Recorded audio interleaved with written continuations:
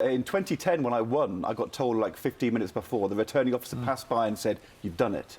And this time, nobody did tell me. So it was as much of a shock to you at that point as it was to all of us? We got pulled into a back room with the returning officer, and he reads out the results to us, and that was about 3/4 of an hour before. And when he gave me my numbers, which were the same as last time, I thought, well, you know, that could be a win. And then they read out the Conservatives, and she had just beaten me. At that point, we'd say we'll have a recount, and then we have to wait around for about 40 minutes when they count the votes again. So by the time it was actually on live TV, I'd known for about half an hour, but that's there we go. So you did know beforehand. Yeah, So that moment when it's announced on television, it's a shock to all of us. I've had about half an hour, 40 minutes. You'd had half an hour for that to sink in. Yeah. Now, I think I'd had about 7 hours, really, because from about 1 in the morning, when it was clear the Conservatives were definitely getting a majority, it was quite likely that I was going to lose, because my seat was very marginal. So what is it? And I was actually sitting there thinking, you know, actually, if we're going to be out of power for another 5 years, maybe this is a time for me to be out. So I was really kind of, you know, not sure what I wanted. But what is it like? I mean, you've been in politics a long time, and you were high-ranking in the Labour Party for a long time. I knew you very well. Everyone is watching their television, and you're one of those cheer moments. Even if people, it's not because they don't like you personally, it's because it's just a great moment to see this great figure of British politics basically getting kicked out on his backside. Well, it's a dramatic moment. It may not be a great moment, but but it is. It's the ultimate blood sport. Moment. It's blood sport, it's theatre, it's dramatic, it's politics at its most visceral. But you're the real-life human being whose life just suddenly got dramatically changed. What is that like? Well, I'd been in a Premier Inn, waiting for the result, not knowing for about 6 hours, thinking about what it was like when I won, what losing would be like, what I would do with my life.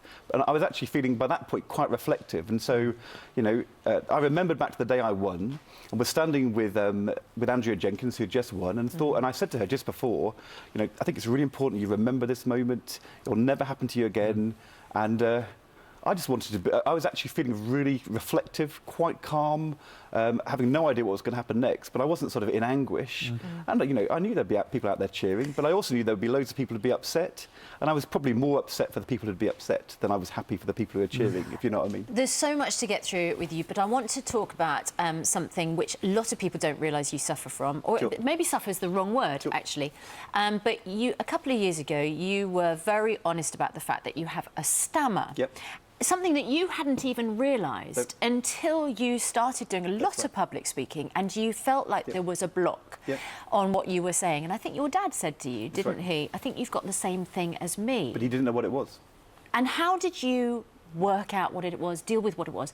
But almost as importantly, and especially for those people who are in the same situation, how did you deal with the relentless, very unsympathetic reaction you got to public speeches, trying to talk in the House of Commons, when that affects you?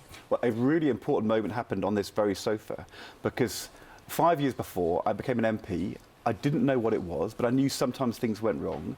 When I became a cabinet minister, it became sufficiently bad that we had to kind of try and get some expert help, and they said, it's a stammer. And I said, I can't be a stammer, because I don't stammer.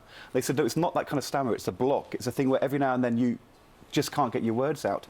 Used to happen to be in the House of Commons. People used to yell and do all that kind of stuff.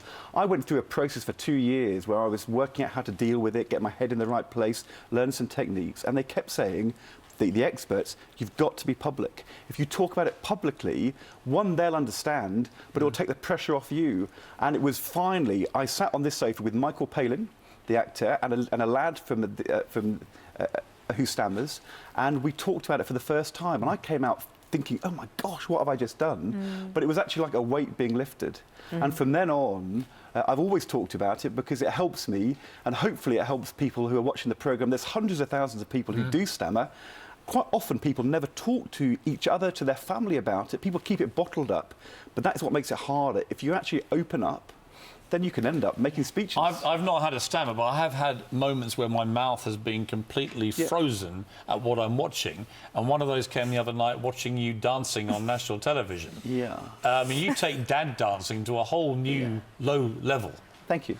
Meanwhile, I was very impressed. I'm trying to work it out. I'm not some young trained dancer. Are you the Eddie the Eagle of dancing? I am the Eddie the heroic underdog. No, but the point about Eddie the Eagle was he went up on the ski jump and he went down and did his best. Yeah. And he was rubbish. And you're the same, really. I am, but what I'm not going to do is get on the top of the ski jump and start kind of doing something like that, because Okay, very it's quickly, about ski jumping. we're running out of time. The massive scar on your head, you ran into a door. No, actually, the door ran into me. Which door? Which door? yes. Where? I was in the Guardian newspaper. I'd just done some podcast thing. To be honest, when I've been in the standing- Guardian, I feel like headbutting doors as And well. it kind of flew out and hit me in the face. And it started, and I had to go straight onto 5 Live yesterday, and I was on there for 40 minutes with all this blood coming out and feeling quite woozy. And then They anyway, made you carry on doing the interview. Well, he's got to sell the book, isn't he? You've got to plough on. One word answer, and I know you can now do this. Now you're not a politician. Yep. You haven't got to bang on for hours. Should Keith Vaz resign, yes or no, from the Home Affairs Committee? I think he will. One word. I think he will. One word. That's 3 words. I That's think 4 in words. the end, yes. Yes. Did Boris apologise for that, or did he cough up where this money might be coming from to help you out? Well, we are just at the start of the process of the negotiations for leaving the European Union.